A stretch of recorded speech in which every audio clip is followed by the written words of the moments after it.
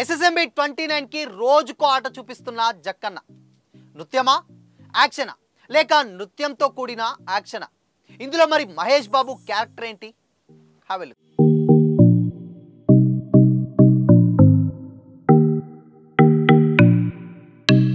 Hi hello, welcome to Disha TV. Rajamouli గారి cinema అంటేనే ఎంతో స్పెషల్ అనే చెప్పాలి. ఎందుకంటే ఆయన డైరెక్షన్లో ఏదో ఒక కొత్తదనం ఉంటూనే ఉంటుంది.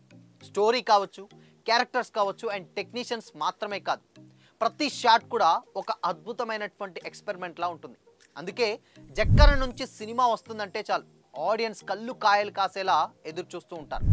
అయితే ఇక ఇప్పుడు జక్కన్న మహేష్ బాబు గారితో చేసేటువంటి సినిమానే, అది కూడా భారీ బడ్జెట్తో వస్తుంది, SSMB 29. మరి ఇది కూడా చాలా గట్టిగానే ప్లాన్ చేస్తున్నారు. అయితే ఈ సినిమా ఒక ట్రెజర్ హంట్ అడ్వెంచర్గా వస్తున్నట్లుగా ఇప్పటికే తెలిసినప్పటికీ, లేటెస్ట్గా ఒడిశాలోని మయూర్ బంచౌ అనే ఓ పాత నృత్య కళాకారిని ఈ సినిమాలో చాలా ఇంపార్టెంట్ ఉంటుందన్న వార్తలు ఇప్పుడు వైరల్గా మారాయి. అందుకే రాజమౌళి గారు కథ నడిచేటువంటి నేపథ్యాన్ని చాలా నిజాయితీగా చూపించాలన్నటువంటి ఉద్దేశంతో ఒక స్పెషల్ సీక్వెన్స్ కోసం ఒడిషా హిల్స్ ప్రాంతాన్ని ఎంచుకున్నట్లుగా తెలుస్తుంది. అయితే ఇక్కడ ఒడిషా నేపథ్యంలో ఈ కథలో చాలా కీలకమట ఈ డ్యాన్స్. అందుకే లేటెస్ట్ అప్డేట్ ప్రకారం ఏంటంటే, ఈ మయూర్ బంచే అనేటువంటి నృత్యాన్ని నేర్చుకోవాల్సిందిగా ప్రియాంక చోప్రా గారికి ఆర్డర్ పాస్ చేశారట రాజమౌళి గారు.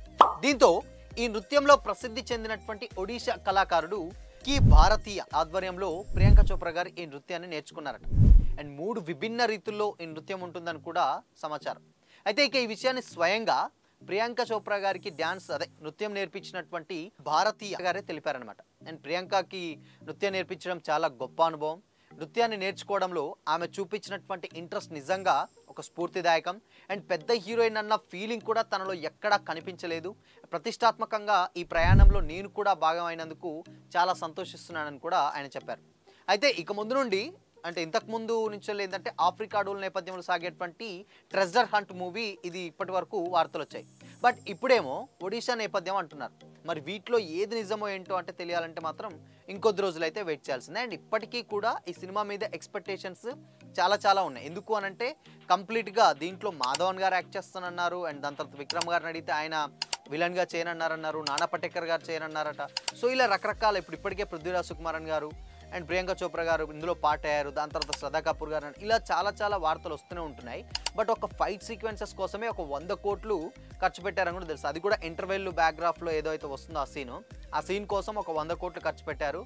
సో అందుకోసమే యాక్షన్ కంప్లీట్గా ఆడియన్స్కి మాత్రం ఒక ఫుల్ మీల్సే అని చెప్పేసి అన్న రేంజ్లో రియల్టెస్ట్గా ఆ వార్తలు వచ్చాయి. బట్ ఇప్పుడు మరి ఈ నృత్యం ఏదైతే ఇప్పుడు ప్రాచీన యుగంలో ఉన్నటువంటి నృత్యం మరొకసారి నేర్చుకోవాలంటే కంప్లీట్గా మరి ఇదే స్టోరీ ఒడిశాకు సంబంధించిందా, ఆఫ్రికా అడవులకు సంబంధించిందా, లేదంటే హీరోయిన్ క్యారెక్టరేషన్స్ అలా ఉంటుందా అనేది తెలియదు. ఎందుకంటే మనకు తెలుసు బాహుబలి 2లో ఆయన కంప్లీట్గా చాలా అటు ప్రభాస్ గారిని అక్కడ ఆ రేంజ్లో ఆయన రాజుగా, ఇక్కడ వేరే రాణిగా, ఇలా డిఫరెంట్ షేడ్స్ అయితే పెట్టారు.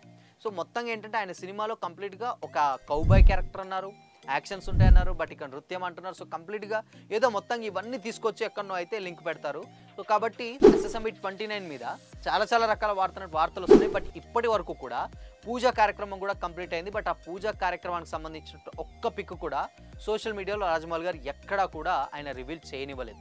బట్ ఆయన సినిమా వస్తుందంటే ముందుగానే ఒక ప్రెస్ మీట్ పెట్టి సినిమా ఏంటి, ఆ జోనర్ ఏంటి, ఎలా ఉండబోతుందని ఒక హింట్ ఇస్తారు. బట్ ఆయన ఈ సినిమాకి మాత్రం అసలు ఎలాంటి హింట్ కూడా ఇవ్వలేదు.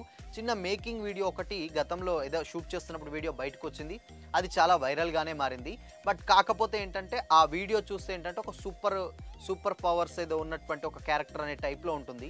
ప్రజెంట్ జనరేషన్లో ఉంది కానీ అదొక ఫ్యూచరిస్టిక్ స్టోరీ అనేటువంటి కొంచెం వార్తలు అయితే వచ్చింది. బట్ కంప్లీట్గా అయితే తెలీదు.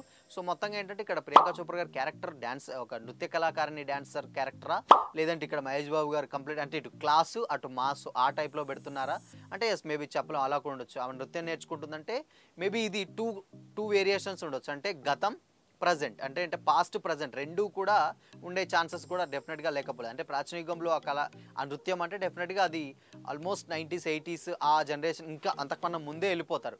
బట్ ఇప్పుడు ఈ జనరేషన్స్ కంటే మేబీ కొంచెం దేనికి ఏమన్నా లింక్ పెడతారో తెలియదు. కానీ మొత్తంగానైతే సినిమా మీద ఎక్స్పెక్టేషన్స్ మాత్రం ఒక్కొక్క వార్త వైరల్గానే మారుతున్నాయి. సో చూడాలి మరి ఇందులో ఈ డ్యాన్స్ క్యారెక్టర్కి ఆ మాస్ క్యారెక్టర్కి ఎలా లింక్ పెడతారో మరి అది రాజమౌళి గారికే తెలియాలి. సో మరి SSMB 29 ఎలా ఉండబోతుంది అనుకుంటున్నారు?